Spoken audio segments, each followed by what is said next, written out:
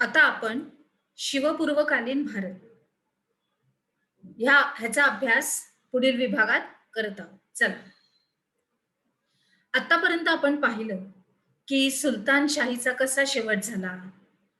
अ, इब्राहिम लोधी ह्याचा शेवट कसा झाला. त्याच्यानंतर आता पुढे काय झालं, तर काही बहामनी राज्य आली. त्याच्यामध्ये काही अ, व्यक्तींचे आपण परिचय करून घेणार आहोत. महमूद गवान, त्याच्यानंतर परत मुघल सत्ता आणि ह्याचा विस्तारित अभ्यास करताना काही स्थान विशेष, त्याचं ठिकाण, त्याच्यानंतर त्याचा विस्तार हा आपल्याला व्यवस्थित समजून घ्यावा लागतोय. तर अगदी नीट आणि लक्षपूर्वक तुम्ही ऐकून घ्या. पुढे काही आलं तर बहामनी राज्य. तर ह्याच्या अगोदर पण आपण बघितलं, की ह्या जे काही आपण बघितले तुघलक, इब्राहिम लोदी, त्याच्यानंतर अल्लाउद्दीन खिलजी हे काही सुलतानशाहीमधले काही सुलतान होते, की ज्यांचा साम्राज्य हे दुसऱ्या लोकांना पसंत नव्हतं. तर त्यांचं वर्चस्व झुगारून दक्षिणेतील काही सरदारांनी बंड पण केलं. त्याच्यामध्ये आपण हरिहर आणि बुक्काचा प्रवास माहिती घेतली. तर आता पुढे. तर हे सातत्यानं होतच आहे, की ही त्यांची सत्ता ही काही-काही लोकांना आवडायची नाही. तर त्यांनी मग कोणते-कोणते राजे त्याच्या संदर्भात समोर आले, आपल्या इतिहासात ते आले, ज्यांचा आपल्याला अभ्यास करायचा आहे. ते आपण आता बघूया. तर दक्षिणेतील सरदारांनी हे बंड केलं. या बंडात हसन गंगू या सरदाराने दिल्लीच्या सुलतानाचा पराभव केला.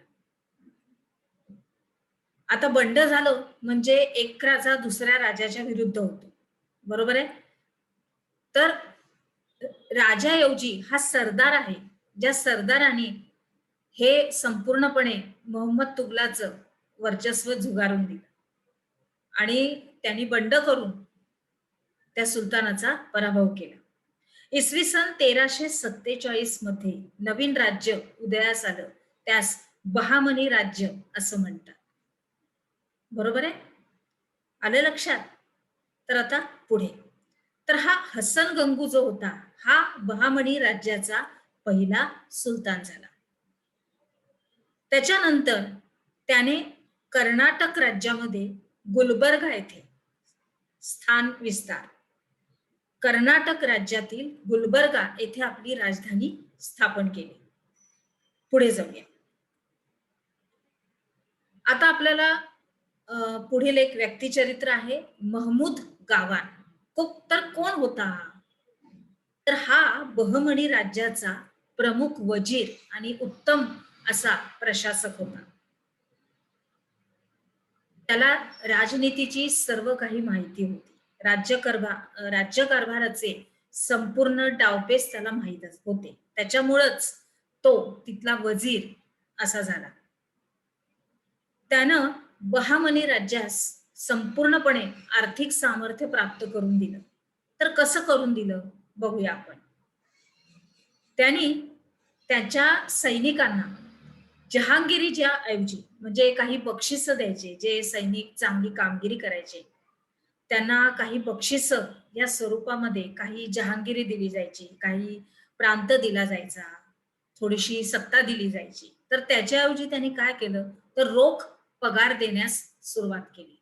रोख पगार म्हणजे पैसे देण्यास त्यांनी सुरुवात केली. त्याच्यानंतर त्यांनी जमीन आणि महसूल पद्धतीमध्ये अजून सुधारणा केली. शेतकऱ्यांकडून कशा रीतीने शेताचा पिकाचा जो काही महसूल कशा रीतीने गोळा करायचा आहे, ह्याच्यावर त्यांनी अजून सुधारणा स्थापित केली. त्याच्यानंतर त्यांनी संपूर्ण सैनिकांमध्ये एक प्रकारची शिस्त आणली.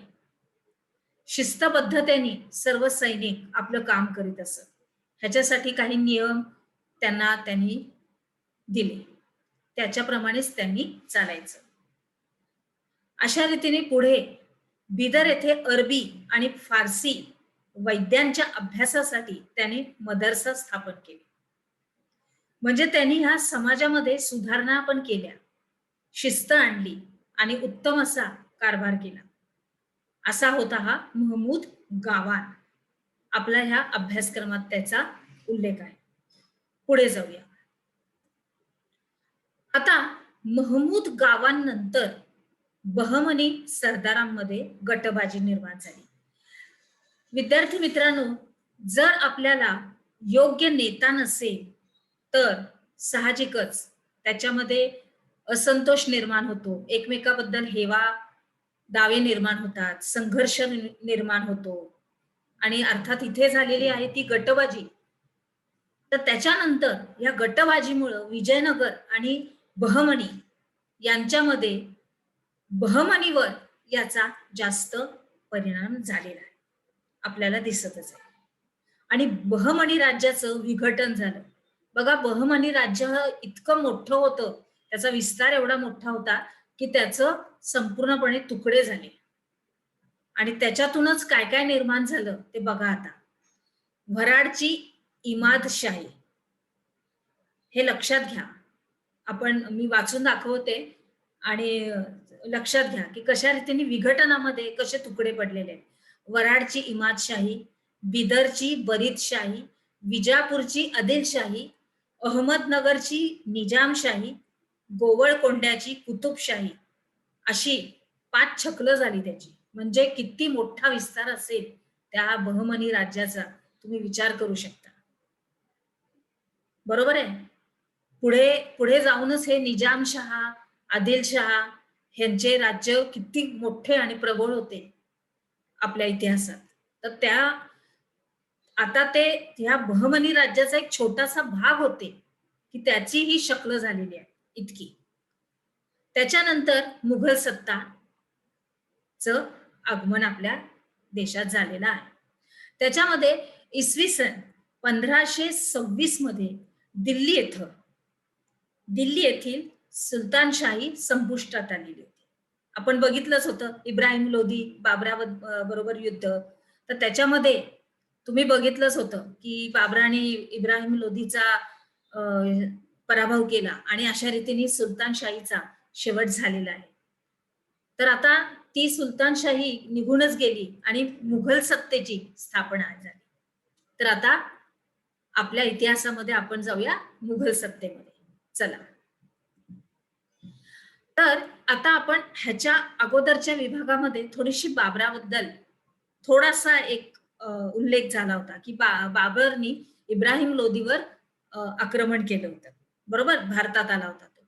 आता त्याच्याबद्दल पण थोडस आपण बघून घेऊया की बाबर हा कोण होता. तर बाबर हा मुघल सत्तेचा संस्थापक होता.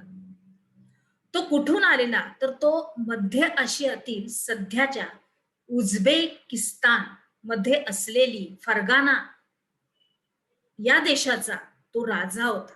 तिथून तो आपल्या भारतामध्ये आला होता.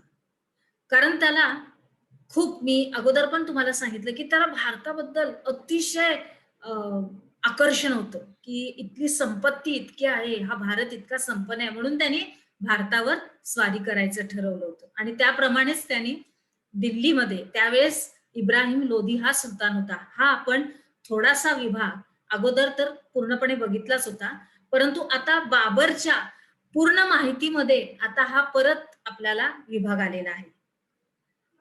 तर त्या काळामध्ये काय होती तिथली परिस्थिती, तर सुलतानशाहीतील पंजाबमध्ये दौलत खान लोधी हा प्रमुख अधिकारी होता.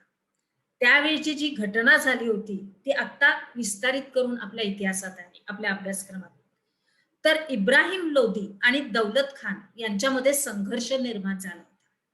आणि याच्यामध्ये दौलत खान हा जो होता, आता ऐकून घ्या, इब्राहिम लोधी हा सुलतान होता आणि दौलत खान लोधी आणि त्याच्यामध्ये संघर्ष होता. तर दौलत खाननी काय केलं, बाबराला सांगितलं की तू भारतावर आक्रमण कर, मी तुला मदत करतो. आणि अशा रीतीने ही संधी बाबराने घेतली आणि त्यांनी दौलत खानच्या मदतीनं आपल्या भारतावर आक्रमण केलं आणि इब्राहिम लोधीचा पराभव केला. हे आपण माहितच आहे, आपण हे पाहिलेलं आहे अगोदर. तर अशा रीतीने ही घटना झालेली आहे. आलं लक्षात? आता पुढे जाऊया. पुढच्या विभागात आपण आपला नेहमीचा प्रश्नोत्तरांचा कार्यक्रम. हसन गंगूबद्दल माहिती सांगायची आहे. महमूद गावान ह्याची तुम्हाला थोडक्यात माहिती लिहायची आहे. आणि बहमनी राज्याची 5 शकलं कोणती झाली त्यांची नावं लिहायची. आणि बाबर याने भारतावर स्वारी करायचे ठरवले त्याचं कारण तुम्हाला सांगायचंय. चला तर मग आता आपण आपल्या पुढील भागात जाऊया.